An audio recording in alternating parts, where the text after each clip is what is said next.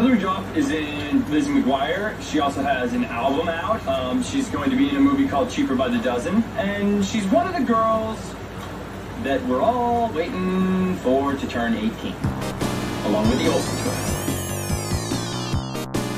What's up guys, Omni here. You guys know how it goes, another day, another video. Last night I tweeted I sleep. What recent news, topic, tweets, videos you want me to talk about tomorrow? Today's first story is going to be a knockout. That's right, we're going to watch somebody get knocked out. PP Wiener, I love that name by the way, said Israel Adesanya lost to Sean Strickland. Okay, he's in the corner, Israel in the corner. He's kind of worried, I'm going to pause.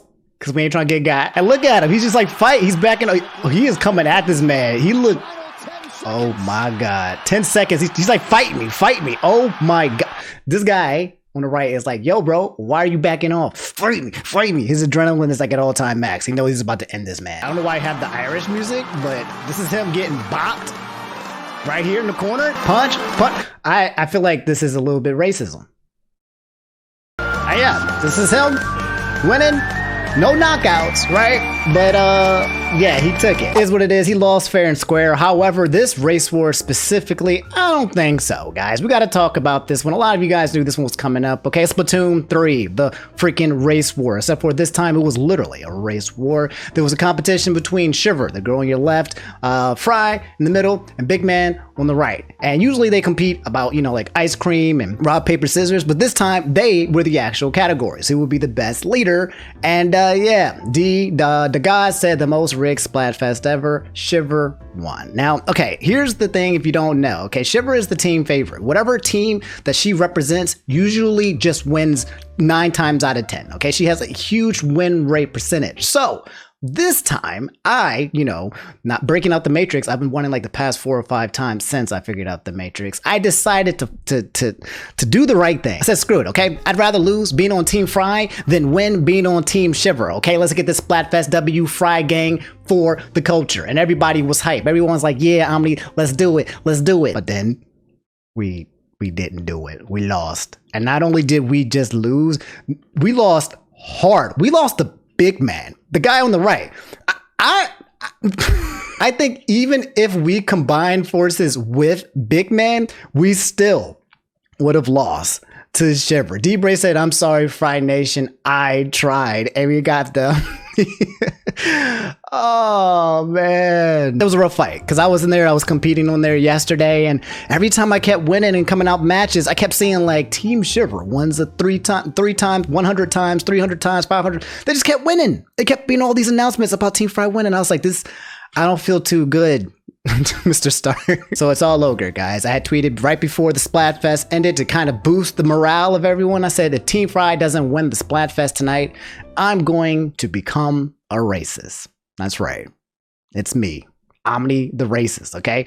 No longer call me Omni, okay? I am the artist formerly known as Omni, also known as Omni the racist. Speaking of racist, Cyclone said everyone cries now that Chris Evans is now married. That's right, Chris Evans, you know, Captain America, the guy that every woman is always pining for, is now officially taken. What does that have to do with racism?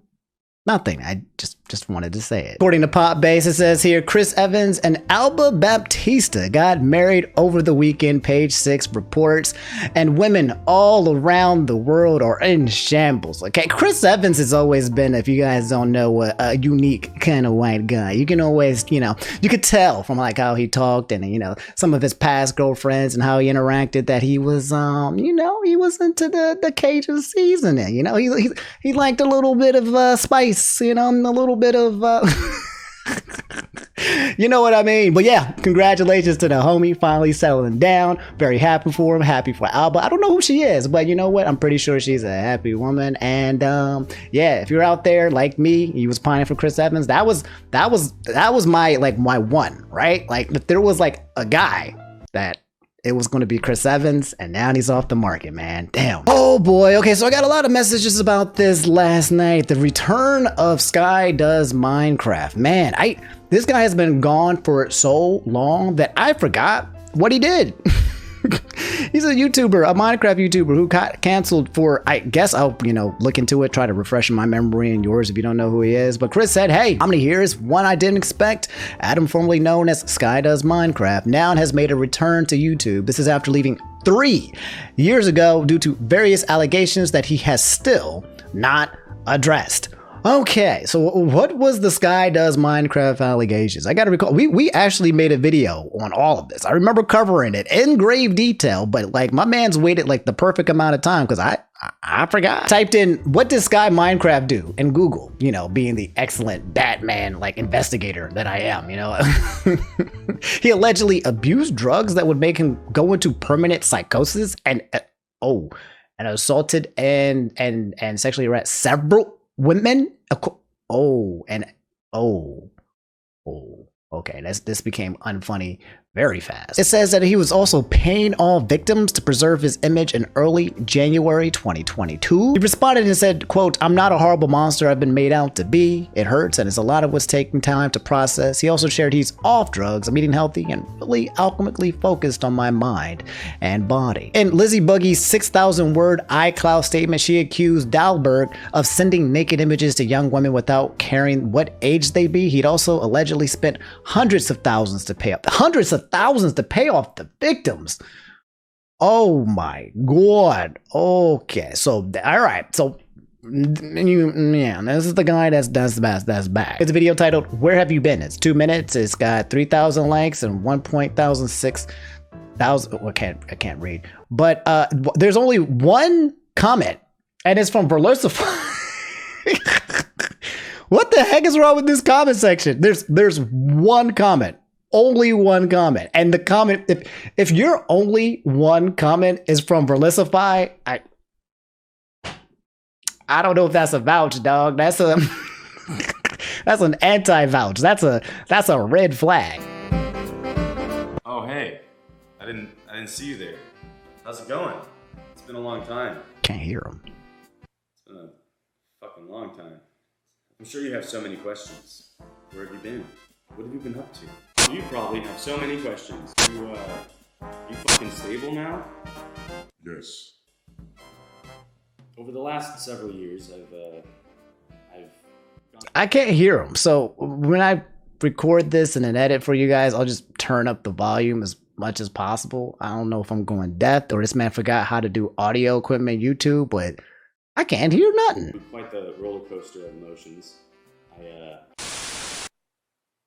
Oh shit, hey. So, over the past 3 years, it's been a wild ride, and, I just, you see, I have actually been working on a lot of things. I want to, I'm out. I don't care. It's my goddamn time. SkyDoesMinecraft is back, okay? If you care, it's out there, and if you want to go fight about it, then you can go out onto the internet and be big baby rage mad. I'll let you guys know if anything else comes from it, though. So, guys, the epic freaking collaboration, the Sidemen charity act, the football tournament that happened over there up in Europe, said the face that the Sidemen raised $2 million for charity, and KSI did this to Speed. It's a picture of KSI getting his freaking revenge on Speed. The last time KSI went against Speed. And this charity event, Speed came and tackled him, right? Like... And KSI was just on the ground with Speed like on top of him, but like, yeah. And now the roles have been reversed. There's been a lot of funny clips on there. I believe Speed chose a new target this time. I think he actually just straight up tackled Mr. Beast instead. Mr. Beast saying, not gonna lie, it's the next day and I went to stand up and my right knee was throbbing. And here's Mr. Beast doing his thing, right? I think Philly is going to be crucial in this game in that midfield. Oh man! I think Philly is going to be crucial in this. So I don't know the rules of like soccer, football. I don't really watch it like that. I don't know if the slide tackle is legal or illegal or whatnot. But all I know is that Speed was out there gunning from the ankle. Speed versus KSI. No. Let's get to it. This is it, Speed.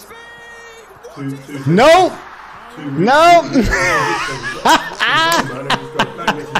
That's funny, dog. Yo, Speed had his chance. That was it. That was your first and last chance to come out on top on KSI, and you dropped the ball. Well, You kicked it, but then the ball didn't go in. Oh, late Foul on the play. There.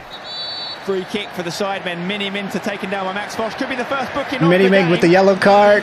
Came back with the reverse Uno. Is Uno reversed it? That's a first. Yeah, apparently it was a good time. You just had a bunch of YouTubers out there having a blast from all facets of the entertainment industry and raising money for a good cause as well. Seems like a huge W, a win-win for everybody. No drama involved in the whole thing, and yeah, just an all-around good time. So yeah, I think it's going to be available on Sidemen's channel on YouTube later. I don't think it's available quite yet if you haven't seen it, and yeah, just good energy. But guys, before we get further into today's topics, I'm happy to announce that today's video is sponsored by Ridge. Guys, you have one more month to enter for a chance to win big over at Ridge. As I've said before, the guys over at Ridge are partnering up with Hennessy for their summer sweepstakes, which means you guys have a chance to win an upgraded Hennessy Bronco Velociraptor or $75,000 cash if you guys prefer the money. You can literally enter the sweepstakes for free by signing up with email or SMS, or you can increase your chances by shopping at Ridge. Purchasing literally anything on Ridge's website during the campaign will earn you 1 entry per $1. By picking up the Hennessy kit nets you a whopping 1,000 entries to jumpstart your chances. Here's my Ridge wallet. Is the 24 karat. It carries all of my cards, up to 12, all of my cash, with absolutely none of the bulk that you'd get from normal wallet. There's up to 30 different styles and colors you can choose from. And they also have their key case, which holds up to 6 keys. Guys, the Hennessy Summer Sweepstake ends this month. If you've ever thought about owning a Ridge, now is the time. It literally makes the perfect gift for anyone while also giving you the chance to win your own Hennessy Bronco Velociraptor. You guys can head over to ridge.com/omni to get 10% off site-wide and 10 bonus entries at checkout. And again, special thanks to Ridge for sponsoring today's video. So guys, we gotta cover this. Obviously, Kim and Turner Goddard said the ridiculous apology video by Mila Kunis and Ashton Kutcher. If you guys don't know what's been happening with this ex-gang of That 70s Show, woo, we got YouTube lovers of apology here, where these two were involved in something where it came to one of their ex-friends or friends, one of the past cast members of That 70s Show, who recently got charged for 2 counts of R. I don't know if I can say the word without getting this video ejected, but yes. And now he's serving like, I think 10 or 15 years in jail. Last Friday or Saturday, Danny Masterson was sentenced to 30 years, good God, to life in prison after being found guilty of R-ing 2 women. Good God, but also thank God. That sounds like that's nice. You guys probably recognize this dude. And yeah, I'm like, good riddance. Okay, cool. All right, move it on. I mean, that's good. It sounds like by the time he gets out of jail, if he ever does get out of jail, he will be 70. I stole that joke, by the way. There's nothing you can do about it. Anyway, people found out later that Ashton Kutcher and Mila Kunis wrote character letters to try to appease to the judge. It was letters that kind of was to give character to Danny, to suggest like, hey, I understand that he completely violated 2 women against their will, but he's not a bad guy from my experience. I wasn't the one that got sexually assaulted. From my experience, his character has been nice. And people found that out. It was supposed to probably be private information, but then it became public that they did give these letters out to Danny, and the internet got extremely angry about this because, yeah, you're basically kind of showing support for a predator, regardless if he's your friend or not, kind of pitching in on independently about his character to kind of like offset his sentence is showing leniency. It's showing support, whether you want to phrase it in a way that it's not. But they came out here to apologize for writing the letters, more so apologizing because their business is probably getting affected and they're getting blasted on the internet, like absolutely just strung around in the mud. We are aware of the pain that has been caused by the character letters that we wrote on behalf of Danny Masterson. We support victims. We have done this historically through our work and will continue to do so in the future. A couple months ago, Danny's family reached out to us and they asked us to write character letters to represent the person that we knew for 25 years so that the judge could take that into full consideration relative to the sentencing. The letters were not written to question the legitimacy of the judicial system or the validity of the jury's ruling. Then why did you write it?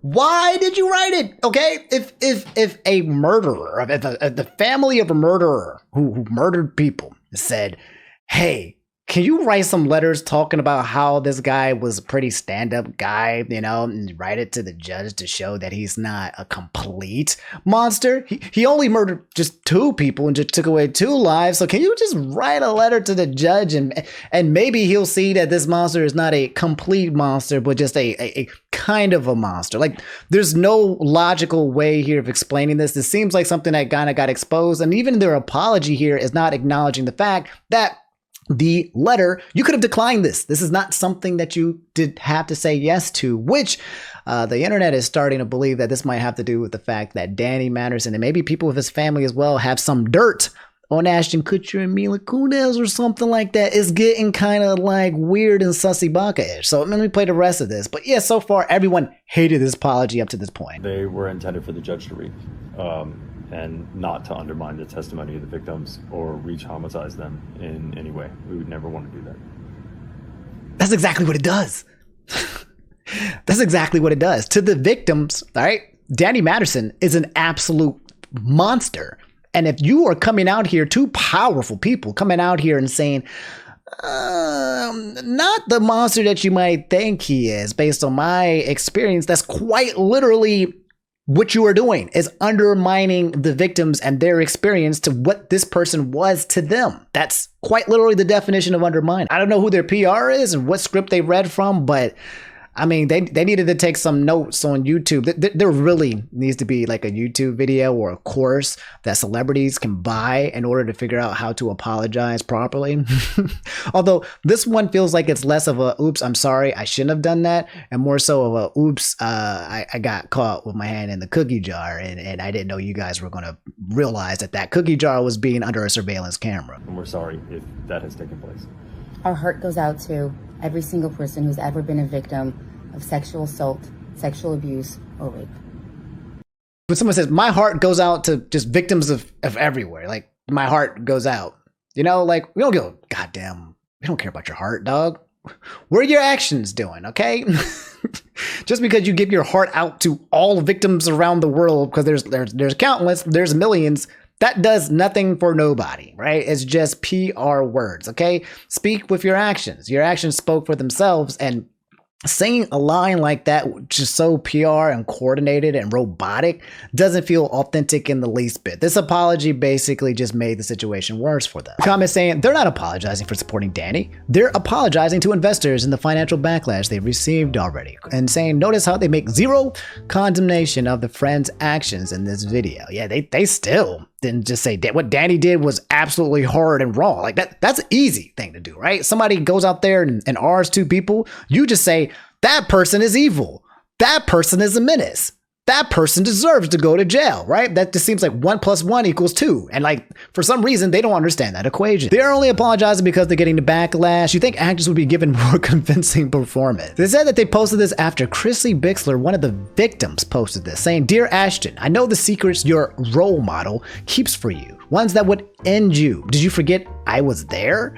You were on a speakerphone that night. You called Danny on February 21st, 2001. I heard everything. I heard the plan. In my opinion, you're just as sick as your mentor. Oh my God.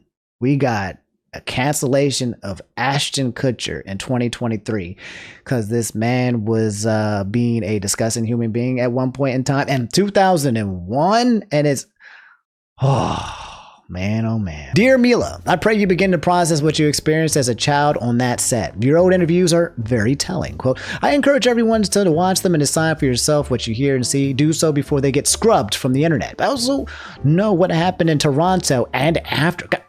How much stuff does this person know? What? Question. If that's what you view as a normal relationship with a big brother figure, end quote, then I feel very sad for you and I hope you consider getting into therapy. You all must forget I was there the whole time.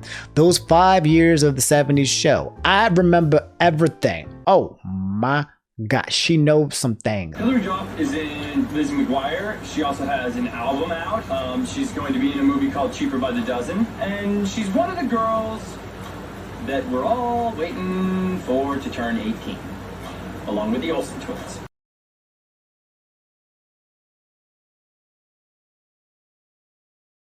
Sorry, I was speechless for the second. I feel like it's You know what I actually feel like? It's actually not the actual what he said that's wild kind of thing. It's more so like, I think this was the kind of things that was normalized to say back then during that time.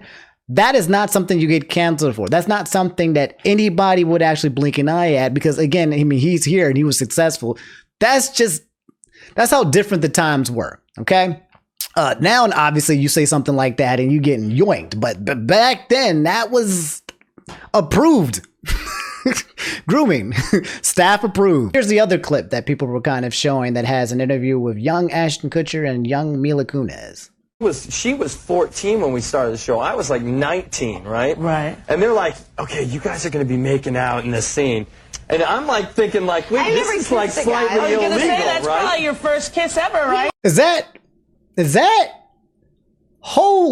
Ricky Lake? It was my first kiss. Why don't you tell them what bet you made with Danny about our first kiss? No, it wasn't the first kiss. No, it was like a second or third kiss. It was like the first week. No, it was not the first week. Whatever. Let me tell you what happened. Let me tell you what happened. No. Okay, so I've never kissed a guy. So I was so. I mean, you know, Ash was attractive, and I was a 14-year-old little girl, and I was extremely scared for my life. Sure. And he was very nice about it. He was like, "Oh, don't worry." So I was like, "Okay." Then Danny goes and goes, "Dude, I'll give you $10 if you French kiss her." What would you stick your tongue in my mouth or some? What? No. For $10. You're making it.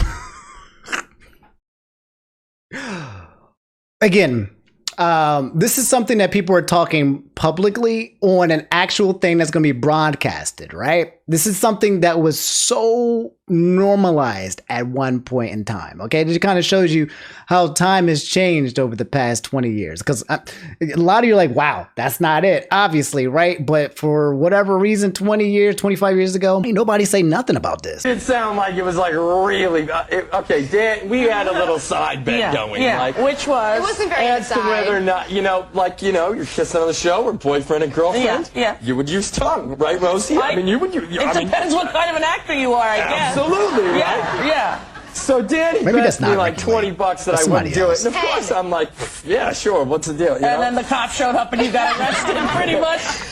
Okay, so yeah, so she's like, oh yeah, by the way, what you're confessing, admitting to is like literally a crime. So, okay, maybe it's not the times. These people were just so bold. It was just like, oh yeah, I'm 19, almost 20-year-old dude kissing and making out, French kissing a 14-year-old girl, which is obviously no bueno. And yet here we are watching. This is how the 70s show started, the first week of the actual show as well. But yeah, guys, that's the whole Ashton Kutcher and Mila Kunis thing. Since then, I don't think they did like a second apology video. There's been no ukuleles. There's been no follow-ups, but they're getting dragged in the mud left and right. And yeah, homie, is wild out on these streets. It's a story that I never thought that we'd be talking about, and yet here we are talking about it. I'll let you guys know if there's anything else that comes from it. So guys, we've got some history here. And a lot of you guys may just talk about this really quickly. My guy PK Sparks. Let's talk about Coco Guaff winning the US Open tournament at 19 years old. We have a legend in the making. The new Serena and Venus Williams. The legacy goes on. 40-0 right now. Team Frye might have lost the Splatfest, but Coco Guaff won the women's singles title US Open. So, you win some and you lose some, okay? Team Frye, we got this, but congratulations to Coco. So guys, we got to talk about this because I was kind of covering this stuff as well. It's a Zeus said, YouTube has seemingly been dishing out community guideline strikes to creators who cover Gideon's sting operation against EDP. The first to fall victim is Rev says Desu or this. Many include myself are praying this is a glitch or a legit reason as to why. Not a glitch. YouTube is infamously known for making the worst decisions possible. In fact, I just got a copyright strike or got like for like nothing. I'm trying to figure out what it was. All of a sudden, one of my videos just went yellow and it just said like advertiser unfriendly. And I'm like, what did I talk about? I literally talked about like nerd stuff, culture, didn't show anything at all. This is just what YouTube does. And then when you try to appeal it, they go, no. And then you ask why and they go, no. Rev said an update yesterday's YouTube gave me a community guideline strike for harassment and cyberbullying after sharing the latest predatory behavior of EDP 445. They rejected my initial appeal, tripled down on Twitter, and then rejected it again. Now they're taking a 4th look. And it says here, I understand this is an important issue for you and we'll circle back to you as soon as I have an update. So the crazier part about this is that this isn't like hey, sorry, your video is 18 plus. That's what normally would happen. These people are getting actual guideline strikes that will stop them from uploading for at least a week, just because they are showing footage of EDP 445 getting caught by Gideon. We've talked about this last week in case you missed that. And if you guys don't know, EDP 445 is a very disgusting human being who's been outed for trying to talk to underage girls. Anyway, it looks like this has been hitting several people. It hit my guy Jamari. Jamari Speaks is a commentator in one of my gangs. And also hit my boy Tom, said, hello team YouTube. I received a community guideline strike for harassment and cyberbullying where there were no such thing. It was a journalistic documentation of events regarding EDP 445. The part that was cited as cyberbullying was just a still image. Please reinstate my video. And yeah, getting full-on community guideline strikes. I don't know if the issue's been resolved yet. Since then, there's been multiple YouTubers. I know my guy Mudohar made a video talking about if YouTube is protecting EDP 445. To me, it's one of those things where you're just fighting against like a brick wall because you have no faith in the system that they will actually respond to the feedback. But it's just kind of weird that you're taking down videos that are exposing a creep who lived on your platform, who exists on your platform, who kept trying to make content on your platform. And it took these same very people, us, to expose him for YouTube to officially demonetize him and take his platform down. The very same people who were like, hey, YouTube, you should not have this guy on your platform. He is a creep. And YouTube was like, oh, my bad. I didn't know. Thanks for bringing that to my attention. We'll do this in 6 months, much later down the road, until everyone has just screamed their head off. And now it's just like, okay, we're trying to expose that he's still out here doing this stuff again. YouTube's like, yeah, we're just going to copyright strike it for the reasons that we have up our sleeve. I don't think the copyright strike has been removed from anybody at this point, from what I've been reading. So it seems like it's something that YouTube is just doubling down on and putting their foot down on. I think something to have to do with footage of DDP45 not actually having actual law enforcers or whatever. But I think the actual original video and the footage still exists on YouTube. Like people literally pulled the footage that they're getting claimed and strikes from an open library source of YouTubers who have already put it up there. It's there, right? So it exists out in the wild. They use the footage, and because they use the footage, they're getting a copyright strike. They're getting an actual strike, a community guideline strike. It makes no sense. And when it comes to YouTube, this is one of the frustrations that a lot of us creators have is some things just don't make sense, and sometimes when those things don't make sense, it takes away all your freaking money. So Lennox said, talk about the Switch 2 possibly using DLSS and being shown up behind closed doors at Gamescom. Also, peep this show if you haven't already. What is this? Adventure Time? Find and Cake? No, I don't want to. Anyway, yeah, guys, there's a lot of talk about the Switch 2. It seems like the rumors are becoming more and more potent, you know, like it's like Nessie, you know, it's like the, I think I've spotted the Loch Ness Monster, but now it's like quite literally like, nah, here's a picture, you know, saying cheese in the damn lake. It's people are been like, it is out there. It's a real noun. It's not just a myth. This article from PC Gamer says Nintendo Switch 2 reportedly uses NVIDIA's DLSS to boost the frame rates. So if you've bought yourself that red Switch or any kind of Switch in the most recent time with an OLED and it looks like the Switch 2, the Pro, the Super Nintendo Switch, whatever they're going to call it, might actually be coming right behind you to take more of your money. Read here that there are reports that today that Nintendo held behind closed doors Switch 2 demos for prospective game developers at the Gamescom 2023 show in Germany last month. Both VGC and Eurogamer have apparently heard this from their own sources, presumably the developers themselves, with the former claiming that the next-gen handheld console will again be running NVIDIA hardware. It says, but the more interesting thing for us PC gamers, it's probably the suggestion that Nintendo was demoing the hardware running Epic's The Matrix Awakens Unreal Engine 5 tech demo. The demo was apparently running ray-traced visuals and was utilizing NVIDIA's deep learning super sampling, that's the DLSS, in order to offer playable frame rates that will make enabling such fancy effects actually work. Oh my god, dog. What does that mean? If it's backwards compatible and let's say you're playing games right now on the Switch that have bad frame rates, does that mean if you get the Super Nintendo Switch that like it will play the games that already had bad frame rates, it'll be good now? Like it's, oh my god, Nintendo just gonna take my money again. I bought the original Switch, I bought the OLED. I don't know one gaming company. Nintendo's the only one to do this. That makes me buy the same system multiple times. It's not like just once in like 8 years. I have to buy this thing in different versions, and then I buy all the freaking games with it. Like I'm so mad at them, dog. A lot of people are suggesting that this might be dropping sometime like mid 2024, maybe during the summer or late spring. So nothing probably coming out like anytime soon after they just jumbled this bundle package when it came to Mario Kart 8 Deluxe again. Okay, but yeah, we might be getting an actual Nintendo Switch Pro that would. I'm curious to see how it compete against the Steam Deck. Like it just. Nintendo is just unrivaled, dog. It's ridiculous, man. They have way too much power. So King of Kabul said Bleach haters harassing staff members to the point that they might just give up on it. So hashtag thank you to all the Bleach staff. I heard about this. You guys don't know Bleach is peak, okay? One of the top animes, GOATs of all time, okay? It's the classic, it's the hood classic. They came out with a new season and it was also absolutely peak. I need to catch up on it, by the way. But yeah, it said, wait, people are harassing the Bleach staff so much that they're threatening to leave the project? Like, bro, WTF?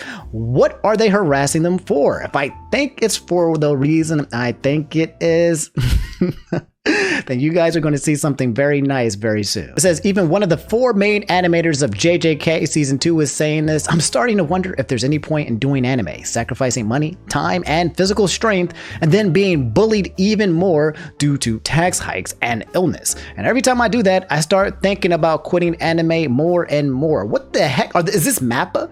Is this who the animators are? If you guys don't know, MAPPA is like the GOAT of animations. If you ever seen an anime and you're like, wow, this looks extremely good, it's probably MAPPA. Another tweet here from Sakai says, well, it's okay to complain, but I think you should stop giving warnings and threats of harm. As a result, key staff members may become fed up with the project and leave, leading to a decline in the quality of work.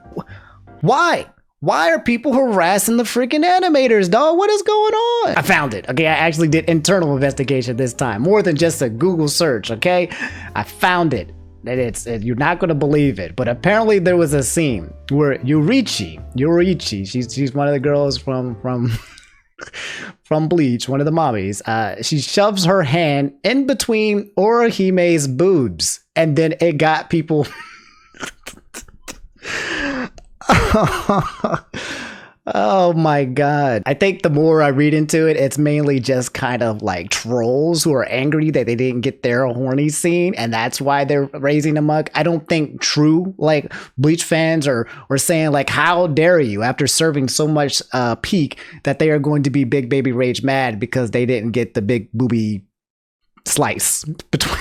Anyway, that's the thing, I guess. That would be absolutely wild if it was a future where Bleach animators literally just quit because they got harassed and death threats because they didn't show enough horny. Like that's a timeline I don't want to exist in, okay? Now, excuse me, because I apparently need to catch up on this freaking Bleach manga. But alright guys, that's all I have for today's video. Okay, I gotta get out of here. I got a dentist appointment, okay? I missed my last dentist appointment because I was making a video for you guys. I can't miss this one, man. They gotta go floss and make my gums like bleed to all hell because I've been flossing, but when, you know, the dentist, when they floss you, they get in, like they go up into like the goddamn roofs of your mouth. So I gotta go get that done. But you guys need to continue to floss, brush your teeth. I love y'all. I'll catch you guys on the next episode. If not today, then probably on Wednesday. All right, take it easy, and I love you guys. All right, peace.